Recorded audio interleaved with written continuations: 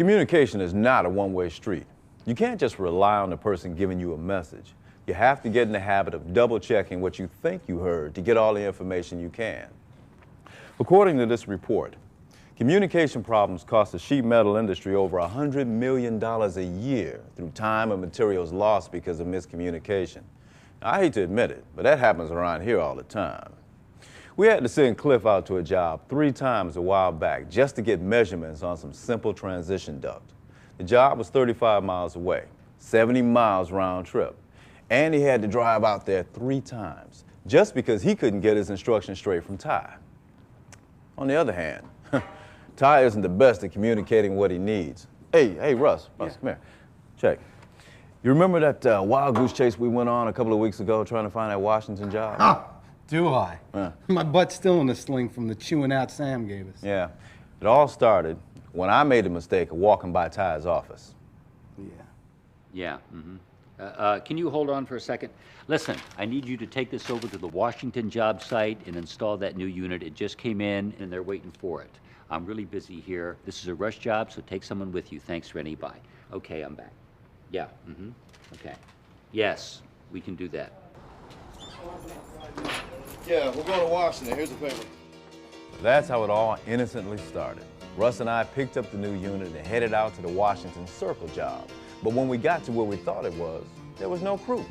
So that's when we finally got around to checking the work order Ty'd given us. And discovered that we were supposed to deliver the equipment to the job on Washington Street, not Washington Circle. Man, we were 45 minutes from where we were supposed to be. What a disaster.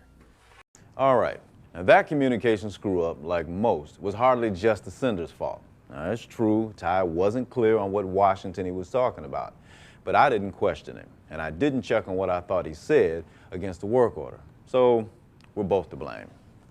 But let's set aside the issue of who's at fault and look for a moment at just what this simple little mistake actually cost. We wasted nearly 2 hours of time screwing around. Now, given Russ's and my combined hourly wage plus insurance and other fringes, it comes to about $130 an hour between the two of us. So that's $260 in lost wages. Now, figuring we put 60 miles on the van that we didn't have to, you add another $25 for a total of $285 we just burned. And that's not counting the fact that while we were chasing around, we had 2 other guys sitting around waiting for equipment.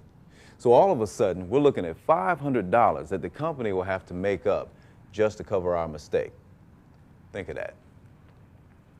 That sort of thing happens all the time. It comes down to this. Either we get our act together, or there ain't gonna be an act. Listen up. Ty's working on his communication skills, but it's going to take time. He's the best sheet metal worker I've ever known. Knows more than I ever will. But sometimes he forgets that not everybody knows as much as he does. Yeah, Rennie had the work order, but because he took it for granted he was going to Washington Circle, he didn't bother to look at it. That, obviously, was the first in a series of mistakes. And here's a simple tip. If somebody tells you something important, make sure you understand it. Translate it into your own words. Say it back to them and ask if that's what they meant. If necessary, take out paper and pencil and draw a picture. Don't be afraid that asking questions will make you look stupid. You'll look a lot more like an idiot if you screw up a job. Like I said, Ty is 100% better than he used to be, but there's still room for improvement. So, until he reaches perfection, everybody's going to have to be responsible for making sure they understand what they're supposed to do. Now, we have 2 more assignments from Ty. After listening to his instructions, use your worksheets to see what else you need from him. Now, what do I have to do? Take him by the hand and lead him to the job site? Teach him how to read English? Everything was spelled out in the job order. If he had any questions, all he had to do was ask.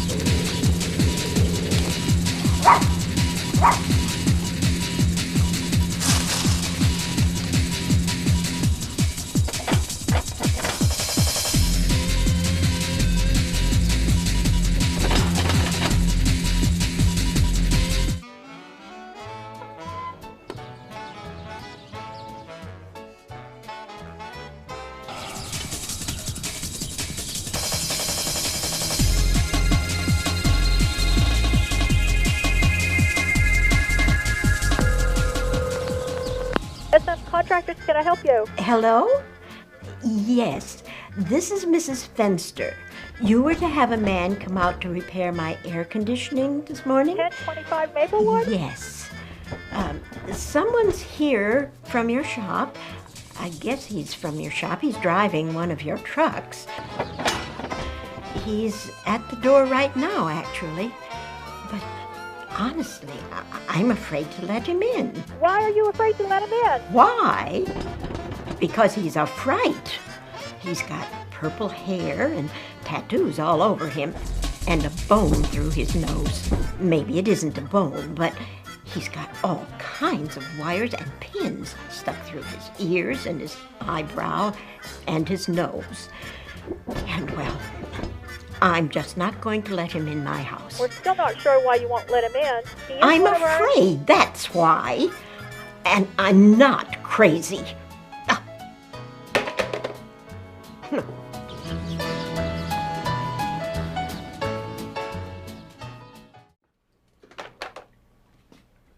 When one of my people goes to a customer, he or she is representing SM Contractors, the entire company. They represent everything I want this company to be. Good people you can count on. The first impressions matter. When someone comes to me for a job, unless they make a good impression, they better have great references or they don't get hired. It's the same with the customers. When one of my employees knocks on the door, I want the customer to feel that this is someone they can trust, someone who knows the job, someone they can let into their house and not have to worry about the silverware or their life.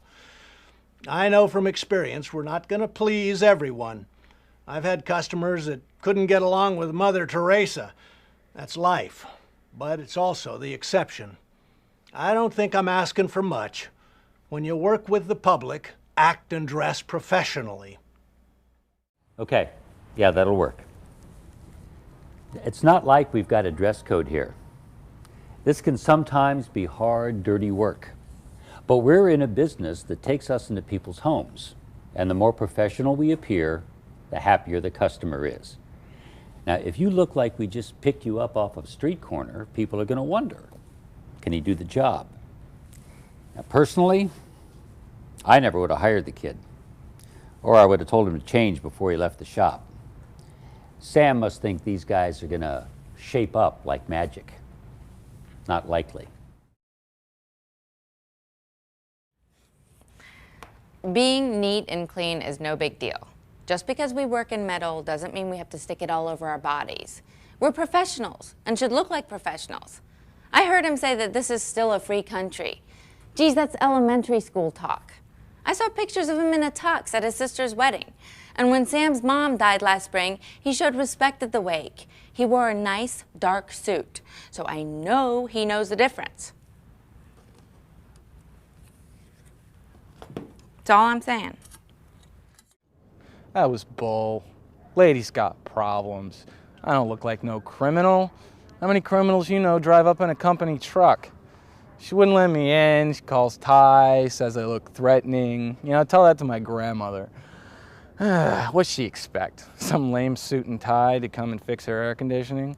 You know, the last time I looked, this was a free country, you know? You know, and another thing, she could have told me. No, pretends she's not home. Calls his shop and freaks. I mean, look at me. What would you rather have, this or Hannibal Lecter dressed to kill? Well, it's her air conditioning. Weather gets hot enough, she won't be so picky.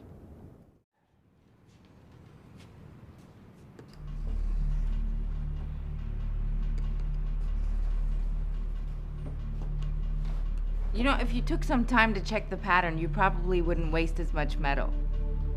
I don't remember asking for your input, all right? You're just making more work for yourself. I also don't remember when you became my supervisor. So how about you just go and work on your own job? I don't want to make any trouble, Eddie, but you do have some room for improvement. What are you trying to say? Spit it out, plain English. I'm saying that your work sucks lately.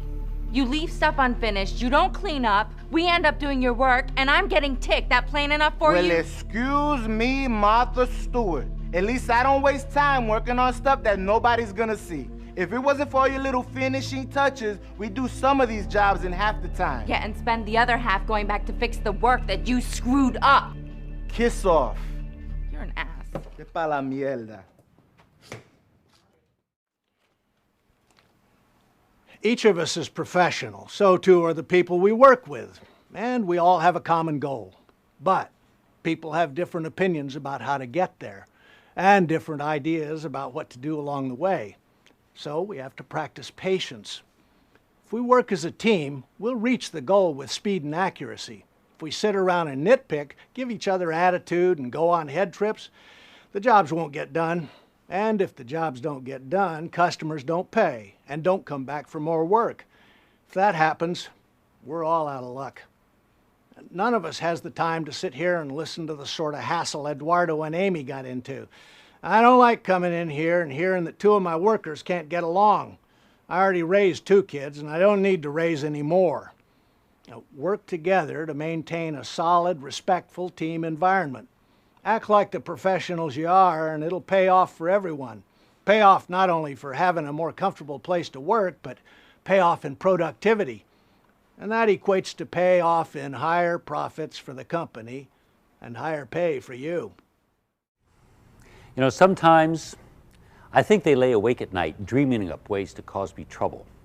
Work quality, let me decide. Wasting time, that's my call too.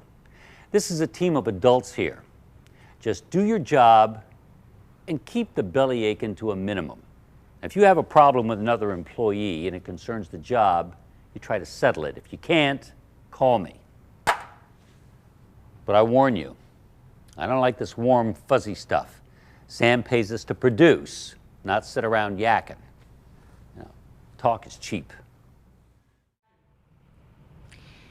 You have to take pride in your work. That means paying attention to the details. Frankly, I don't like working with him because somebody might mistake his work for mine. He's always talking about function being the final judgment. Does the thing do what it's supposed to do? That's laziness. Just another way of doing the absolute minimum. She is so anal. She acts like every job is $1 million contract. Talk about wasting time. As long as the job does what it's supposed to do, who cares? Putting finishing touches where nobody needs them. It's just a waste of time and Sam's good money. Just do the job and move on, man. Are you sure you're going to be finished with this by Friday? I mean, unless things go faster, I don't see how you can do it. It should be. Should be? You told me you were going to be finished and out of here by today. You know I've got a big party this weekend. Don't get involved. I'll finish my part of the job today, just as promised. It's not my fault she assumed I meant the entire job, not just my part. Right? And the longer this lady keeps me from doing my job, the worse it's gonna be. I'll just tell her the job will be done by Friday. Guaranteed. I mean, hello? Yeah. It'll be finished Friday.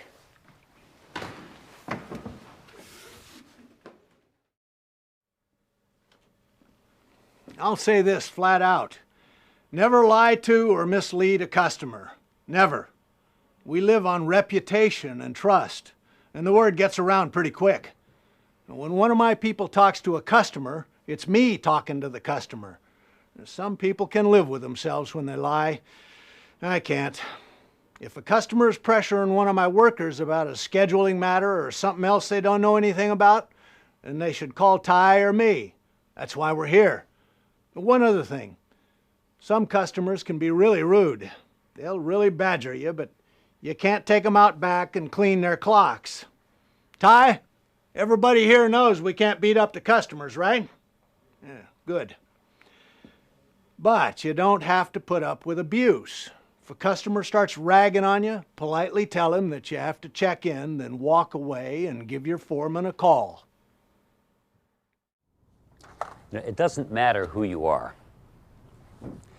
You don't make promises to customers you can't guarantee. Now, someone swore that we'd be out of there by Friday. It wasn't me, it wasn't Sam. That doesn't leave too many others, does it? You know, back when we bid on the job, the customer never mentioned the party, or I would have told her, sorry, but That's cutting it too close. Why in the world did I ever want to be a foreman? I've been in these situations. No matter what you say, you can't win. Customers don't understand. We don't call the shots. What was Cliff supposed to do? The customer's busting his chops. He thought maybe the job would be finished. They say keep the customer happy. He did. Now he's in hot water. I walked into an ambush. I told the customer the truth, that the job could take us into early next week, and I got jumped. I didn't lie to the customer. I don't own the business. I don't do the scheduling. The customer's furious, and I'm just standing there looking stupid because I don't know what anybody else said. I hate this part of the job. Just let me do my work. I turned it over to Ty.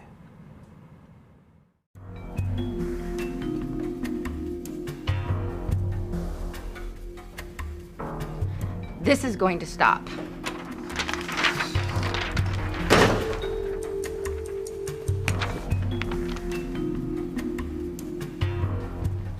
You know I'm not a whiner. When I came on board here, Sam said that if anybody ever gave me any trouble, to tell him. But I don't want it to go that far. That's why I came to you. It's just a picture. Look, Amy, they like you.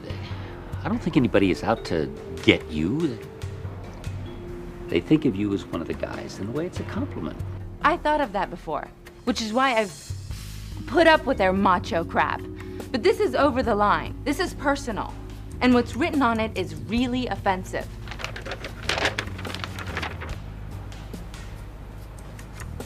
Yeah, I see what you mean. Any idea who did it? No, it was in one of the open lockers. Whoever put it there wanted me to see it. I'll look into it, and I'll get back to you. It goes without saying we should respect one another. I've been around long enough to know what happens out on the floor and on the jobs. Everybody has to prove themselves. There's always been hazing, there probably always will be. But if it starts getting nasty, if it's intended to hurt, then I gotta step in. If you show disrespect for one of my workers, or a customer, you better convince me that it was just a stupid mistake and it'll never happen again. Otherwise, I have no time for you. I was involved with hiring everybody, and if they weren't worth respect, they wouldn't be here. When all else fails, remember the golden rule. Do unto others as you would have them do unto you. It's worked for a couple of thousand years. Still does. Is this a great job or what? Now I gotta play detective and find out who the perp is. I bet you a week's pay, here's what I'm gonna hear. It was only a joke. I didn't mean any disrespect. She can't stand the heat. She should stay out of the kitchen. Something like that. If people would spend more time working instead of thinking of ways to mess up my day, we'd all have job security for a lifetime. Jeez, all this fuss over a picture of a naked chick. I don't get it. It wasn't porn or anything weird. It was just a good-natured joke. I wasn't trying to rattle Amy. Well, maybe a little. Anyway, I thought she could take a joke, but the way she acted, running to Ty, now I'm sort of glad I did it. Besides, the other day she ratted me out for misleading a customer. I guess you could call it inadvertent payback.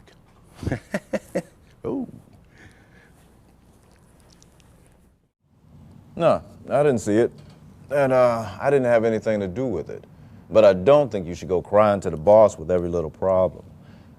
You handle it the way any of us would. You ask around, you find out who did it, and you deal with it. Look, most of the guys accept Amy. She's a hell of a worker. But you want to get respect around here, you got to show you don't take any crap. This was personal. It should have stayed personal. No, I didn't actually get to see the picture. Amy tore it down before I had the chance, but from what I hear, it was a centerfold that somebody wrote something on that was pretty bad. But what the heck? Around here, everybody has to prove himself or herself. It does sound like that thing went too far. That was kind of a cheap shot. Whoever did it should be a man. Own up. Apologize. Get it over with. Hey, Russ, look, when you get a minute, take care of that for me, all right? What do you mean take care of it? What do you want me to do? It means put it up. Me to put it up? Yeah, Why I want don't you put it up? Hey, look, man, we cover for your ass around here. I want you to go put up the Listen, stuff. you got a problem with the work that I do in this shop? You got a problem? Then talk to somebody who is my boss. Well, yeah, and I quit do have a acting problem. like you are I do my have a boss. problem with because that, you're man. not my You boss. don't need no noise when Everybody you else- just put it up. Everybody else covering my ass. What are you talking about? Like I'm some kind That's of because you lazy can't ass get that in spit here on people's time, ass. man. Oh We man, covered give me a Put the shit up. Give me a break. You cover for my. Where do you get that, man? I know I'm not as close to the guys as I used to be before we got this big. But when I heard what happened, I felt like somebody kicked me in the stomach. If I was in Rennie's place, I don't think I could get out of bed, much less come to work. I know that when something is really bugging me, I have to try hard not to let innocent people suffer the consequences. I'm not always successful. I can be a royal pain at times. My people know that when I act like a jerk, there's probably something big going on. Ty says that they joke about deadline Malloy when they got a tough deadline for completing a job or submitting a bid. I tend to focus intently on reaching the finish line. During those times, I'm told that I sometimes lack my usual charm. Everybody has bad days. When we work as a team, sometimes you have to give some jerk the benefit of the doubt, especially if it's not how that person normally acts. What we've been doing with Rennie so far is called empathy. We all know down deep that if Keela was our sister, we'd pretty much be lashing out the same way. So we're walking softly. Empathy doesn't cure everything. There's gonna be flare-ups, like today. But if Rennie had been acting like that for no reason, he'd have been out of here. He's trying to tough it out, but like Amy says, I think he needs to talk to somebody. Whatever he's doing doesn't seem to be working. I'm trying to get some work done, and I hear these guys shouting. Sounds like it's getting ugly, so I step out onto the floor, and there they are, toe to toe, ready to start throwing punches. I told them to stop being jerks and knock it off. Russ didn't say much, but you could see that he was about to explode. So I took him aside to cool him down. I told Russ to go easy on Rennie. Are you aware? Okay? Because I'm under a lot of pressure. Listen to okay? me. Are you aware that he's got some personal problems at home? Yes, I know. Yes. All right, so then I think you got to cut the guy a little slack. When I asked what the problem was, Rennie said he was sick and tired of cleaning up Russ's mess. What's the problem, Ty? I mean, we cover for him all the time. Why do you feel you have to cover for him? I mean, Let him do his job. We work together here in the shop. We're trying to work together. All right, does he not do his job? Well, yeah, most of the time, yeah, he does his job. But you know he can't. This thing with his sister really messed up his mind. He can't let it go. Everybody knows about it. Rennie's been like this for over a month. It's awful what happened to his sister, and I hope they fry the creep. I've been going out of my way to cut him some slack. We all have. Maybe he should see somebody, you know? I'd like to help, but I don't even know how to talk to him about it. I mean, how many times can you say, hey man, I'm sorry? I feel for Rennie, honest. I mean, what he's been going through, I wouldn't wish it on my worst enemy. But there's only so much you can take, you know? And then you stop feeling sorry for the guy and tell him to shut the hell up. I mean, he needs help, I'll help him. He wants a fight, he's got it. It doesn't matter who it is, nobody's gonna bust my cojones for something I didn't do. Written instructions are vital forms of communication in the sheet metal trade. On any job, large or small, different documents are passed from one worker to the next. The clarity and accuracy of these directions can make the difference between a job done well and a job done poorly. Take a look at this cut list. From the information provided, could you complete this job correctly? Effective communication is not always easy in a busy sheet metal shop. Every day we work with loud machines and metal, busy people, and noisy tools. If you were to receive instructions for a job right now, would you understand exactly what needed to be done? Each shop seems to have just a little bit of a different system on how they're going to do things. So you have to get the person oriented to the system you're going to have, and that means communication. So we have here about 5, 6, maybe 7 different sketchers, and sometimes we need to get them all in line to where everybody is being able to communicate with each other. And like I said, I'm kind of like the last line of defense. I'm the one who takes a look at it and has to interpret what they're putting on the print and then taking that off and make it into individual fittings. When mistakes happen, it's usually because of poor communication, not because of lack of skills. So we still have to keep upgrading on the communication part.